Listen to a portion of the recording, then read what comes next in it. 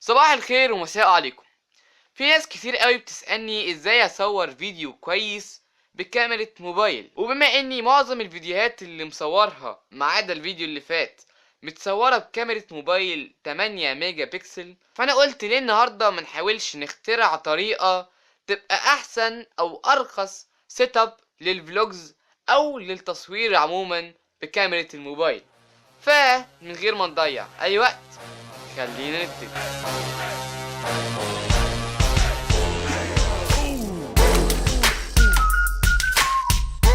قبل ما نبدأ أي حاجة لازم أكون واضح وصريح معاكم في نقطة معينة. كل ما يبقى معاك فلوس أكتر كل ما ممكن تجيب حاجات والموضوع هيبقى أسهل لك، ممكن تلخص الموضوع كله وتشتري كاميرا. لكن كل ما يبقى معاك فلوس أقل كل ما لازم تشغل كل ما يبقى معاك فلوس أقل كل ما لازم تحاول تبدع، وممكن في الآخر تعمل حاجات مفيش فلوس تقدر تشتريها، تعمل حاجات انت اللي تخترعها. اللي هنحاول نعمله النهارده. انا هقول لكم بسرعه على الحاجات اللي جبتها واللي انا عن نفسي احتاجتها. اول حاجه محتاجينها هيكون ستاند او حاجه نعلق عليها الموبايل، فانا جبت الستاند طبعا اي ستاند هيبقى كويس. في الستاند اللي هو بيبقى كان عندي اللي هو بيتشبك، هجيبه اهو اللي هو الستاند على فكره الستاند اللي بدأت بيه اليوتيوب. هو تعبان شويه بس شغال. اي ستاند هيشتغل كويس. انا جربت 3 انواع او 3 ستاندات. اول ستاند اللي هو بيبقى شبه الجوريلا بود لكن بيبقى ارخص بكتير، اللي هو بيبقى موجود على سوق، تقريبا اسوأ واحد ممكن تجيبه، مش بيستحمل موبايلات. على الاقل بيستحمل موبايلات، ممكن يستحمل كاميرات لكن مش هيديك افضل اداء، لكن مش وحش. والتاني اللي جربته اتكسر، فعلا اتكسر. التاني جبته من جوميا، انا مش فاكر بصراحة اسمه كان ايه، بس اول ما جبته وحطيت في الموبايل اتكسر فعلا، وهتلاقوا صورته في حتة هنا. الستاند ما لقيتهوش على سوق ولا لقيته على جوميا، لكن لقيته في محلات الكاميرات. طبعا الميزة بتاعت الترايبود او الستاند اللي هو بيتحرك او فليكسبل معاك، فاللي هو انت ممكن تحطه في اي مكان، ممكن تربطه على شجرة، ممكن تعمل بيه اي حاجة. فلو لقيت الستاند في اي حتة يا ريت تكتب في الكومنتات عشان لو اي حد عايز يدور عليه. وطبعا عشان تعلق الموبايل على الستاند لازم يبقى فيه الهيد بتاعت السيلفي ستيك، لكن انا حاطط عليها الموبايل دلوقتي. الحاجة التانية اللي جبتها هي ديت عدسات للموبايل، ودي اول مرة هفتحها فخلينا نفتحها مع بعض. طيب عموما هو في 3 عدسات، لكن انا مش عايز اخش في تفاصيل قوي. لو عايزيني اعمل لكم ريفيو لديت قولولي وهعمل عليها ريفيو قصير على الصفحة بتاعت الفيسبوك، قولولي في الكومنتات. في عدسة من ال3 دول المفروض بتخلي الزاوية بتاعت التصوير وايد، بحيث انك لو ماسك الموبايل تبان زاوية اكتر، وهنشوف شكلها عامل ازاي في الاخر بعد ما نخلص كل حاجة. الحاجة التانية اللي عندي من زمان هو فلاش للموبايل. الفلاش المفروض اللي هو الفلاش المفروض بيخش في الجاك بتاع السماعات في الموبايل. طبعا ده لو الموبايل بتاعك لسه فيه جاك بتاع السماعات، وينور لك عشان لو عايز تصور سيلفي.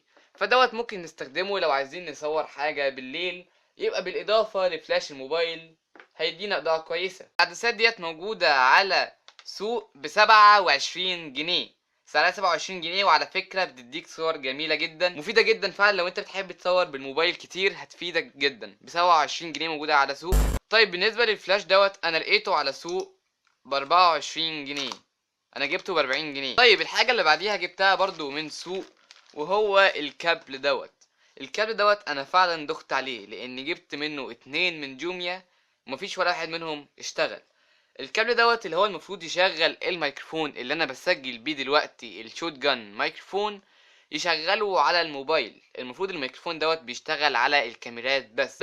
اسمه اوديو سبليتر، او ممكن تقول مقسم صوت، او ليه اسم تاني هو واي اوديو سبليتر. وعموما هتلاقوا اللينك بتاعه في الديسكريبشن برضو من السوق، وهو الوحيد اللي اشتغل معايا. طيب دلوقتي انا هحتاج اشيل الهيد بتاعت الموبايل واشيل الميكروفون، وهنحتاج مسدس شمع عشان اوريكم ازاي هنركب كل الحاجات في بعض عشان نعمل حاجة جامدة جدا. فخلينا نروح ونيجي تاني في 3 2 1. طيب اعذروني لو الصوت دلوقتي بقى اوحش شوية، لكن انا دلوقتي شلت الميكروفون عشان نحاول نحطه على الموبايل. طيب ديت الهيد بتاعت الموبايل، ويستحسن يكون عندك واحدة عريضة من هنا، مش حديد، تكون عريضة عشان تعرف تلزق عليها الميكروفون. طيب فلنفترض ان دوت الموبايل اللي انا عايز اصور بيه، فالمفروض الموبايل بيخش كده وبيبقى ثابت في الترايبود عادي جدا. لكن اللي احنا عايزينه دلوقتي هو ان احنا نحط الميكروفون دوت فوق الموبايل دوت. يجي الجزء الصعب. طيب مبدئيا انا بستخدم مسدس الشمع عشان انا هشيل الحاجات ديت تاني بعد ما اخلص الفيديو، لكن لو انت عايز تثبت الحاجات ديت على طول انصحك تستخدم امير. طيب دلوقتي عندنا 3 حلول عشان نلزق الميكروفون دوت فوق الموبايل دوت. اول حل انك تلزقه على طول، ودوت حل مش كويس قوي. تاني حل هو انك تعمل زي ما انا عملت، تجيب السكرو دوت. السكرو او المسمار او المفتاح دوت زي ما انت عايز تقولها، بيتباع على امازون. دوت المفروض اللي هو بيتركب من هنا عشان اعرف اركب الميكروفون على الستاند اللي بكون حاطه جنبي.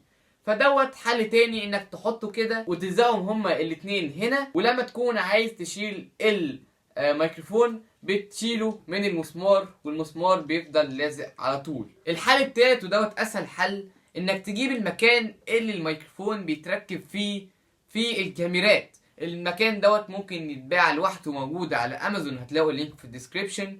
لكن ممكن تجيبه كمان من اي حد بتاع كاميرات، ممكن تلاقيه عنده بالصدفة، او ممكن توصي اي حد اللي هو يدور لك عليه. طيب في حالتي انا هلزق المسمار دوت مع الميكروفون دوت على الستاند دوت. فخلينا نشيل الموبايل ونحاول نلزقهم بمسدس الشمع. طيب اللي حصل دلوقتي اني زي ما قلت لكم مش عارف احط المسمار دوت على القطعه اللي فوق عشان رفيعه، فلزقت عليها اكتر من كرتونه عشان اعرف احط عليها المسمار دوت من غير ما يقع ويبقى ثابت اكتر بمسدس الشمع. بالامير الحاجات ديت كلها هتبقى ثابته ومش هتقع. بعد ما خلصنا طبعا شكلها مش حلو خالص، بس زي ما قلت لكم انا بعد الفيديو هفك كل دوت. بس لو انت محتاجها على طول ممكن تخليها بالهيد ديت ويبقى عندك اكتر من هيد، كل واحدة لحاجة معينة. وللمرة التانية بأكد عليكم لو عايزين تخلوها تثبت استخدموا أمير، هيبقى أحسن بكتير من مسدس الشمع. فلو جينا حطينا الموبايل كده المفروض الميكروفون يكون متوجه كده، فهجيب الميكروفون بتاعي وهدخله في السكرو اللي فوق. مش عارف كده باين ولا لا، انا كده حطيت الميكروفون فوق الموبايل، ممكن اوريه لكم اهو كده الميكروفون موجود فوق الموبايل. دلوقتي بقى المفروض يجي دور الاوديو سبليتر. زي ما انتم شايفين الموبايل دوت مش هيقبل الميكروفون دوت لو دخلته كده عادي، فلازم نجيب الكابل دوت او الاوديو سبليتر عشان نعرف نشغل الميكروفون دوت على الموبايل. طيب لو سألتوني بالنسبة لي ايه اسوأ حاجة في الموضوع، هقول لكم ان في كذا كابل طالع من كل حتة، لكن مع الوقت اكيد ممكن تكتشف حاجة تقلل او تسهل عليك الموضوع دوت. طيب بعد ما حطيت الميكروفون كده ناقص الكشاف او الفلاش دوت والعدسة، وفي الحقيقة انا لزقتهم ببعض. انت برضه ممكن تلزقهم بامير او جلو او اي حاجة. هيبقى معاك ترايبود تمسك منه، عندك كشاف او فلاش عشان لو الاضاءة ضعيفة، معاك ميكروفون جميل جدا عشان الصوت يبقى كويس، وعدسة بتبين المساحة وايد، وكاميرا موبايلك اللي معظم الوقت بتكون ممتازة جدا. دلوقتي خلينا نعمل الحاجة اللي كل الناس مستنياها، وهي اللي فعلا نجرب نصور بالموبايل. فخلينا نروح دلوقتي نصور بالموبايل بنفس السيت اب دوت. طيب كده انا بصور بالكاميرا الامامية بتاعة موبايلي من غير ولا اي حاجة ولا حتى من غير الترايبود. طيب كده انا بسجل وانا ماسك الترايبود او الستاند. زي ما انتم شايفين الصورة بقت ابعد شوية وبقت احسن كتير. طيب وكده بسجل بالميكروفون. طبعا فرق كبير جدا في الكواليتي بتاعة الصوت. الكواليتي بتاعة الصوت بتفرق جدا على فكرة بالنسبة للي بيتفرج، لان طول ما هو بيسمع صوت نضيف هيكون مرتاح اكتر وهو بيتفرج الفيديو. طيب خلينا دلوقتي نجرب نحط اللينس اللي احنا جبناها على كاميرا الموبايل ونشوف هتعمل فرق ولا لا. واو فرق كبير جدا جدا جدا جدا. زي ما انتوا كده شايفين الصور والسيت اب والمكتبة والزاوية بقت اوسع كتير. لكن خلي بالكم اهم حاجة انك انت بتتكلم ما تبصش على الشاشة انا دلوقتي بصور بالكاميرا الاماميه، فكل شويه ابص على الشاشه. حاول دايما تخلي عينك على الكاميرا اللي بتصور منها.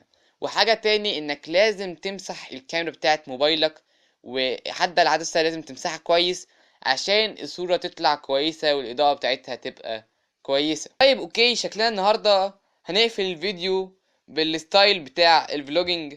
كده نكون وصلنا لغايه اخر الفيديو. لو عجبك الفيديو ما تنساش تعمل له لايك وتعمل سبسكرايب او اشتراك في القناه عشان يوصل لك كل حاجه جديده.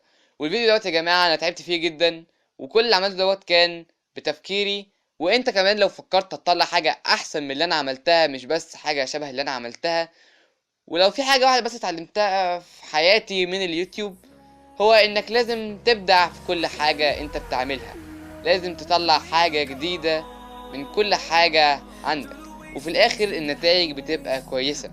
حتى لو فشلت اكتر من مره، في الاخر النتيجه بتبقى كويسه. نكون وصلنا لاخر الفيديو. شكرا على مشاهدة الفيديو. كان معكم جورج عماد، واشوفكم في الفيديو الجاي ان شاء الله. سلام.